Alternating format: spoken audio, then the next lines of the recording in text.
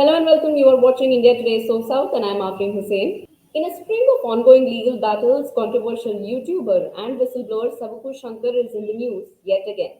According to reports, the Supreme Court on Friday, August 30th, directed the Tamil Nadu government to confirm if every one of the 15 FIRs registered by the state police across several districts pertain to the one interview given by YouTuber Savuku Shankar.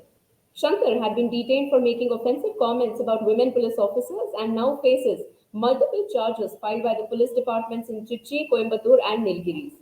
A three-judge bench headed by Chief Justice of India D.Y. Chandrachud also accused the Tamil Nadu government of targeting YouTuber Savuku Shankar and said that the state was using its might to ensure that he stays in prison.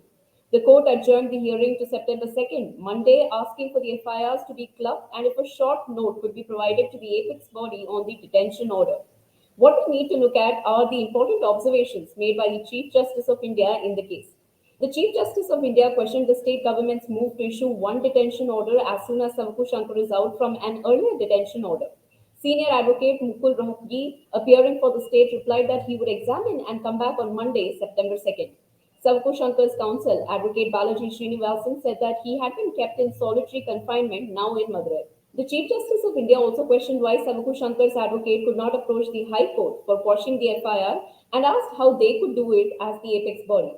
To which Advocate Srinivasan replied that the High Court is taking a lot of time. But the Chief Justice of India said that that cannot be the reason to quash it in the apex court.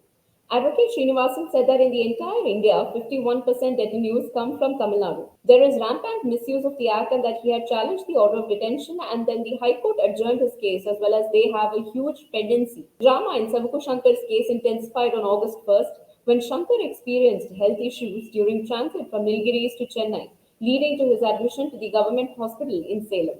Following his discharge, Shankar made a bold accusation, blaming State Sports Minister Udayanidhi Stalin for all the legal actions against him.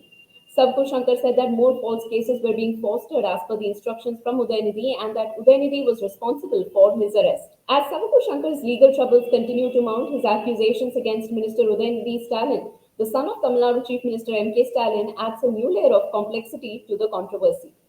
That's it for now. For more such updates, keep watching our channel. This is Afreen Hussain, and you are watching India Today So South.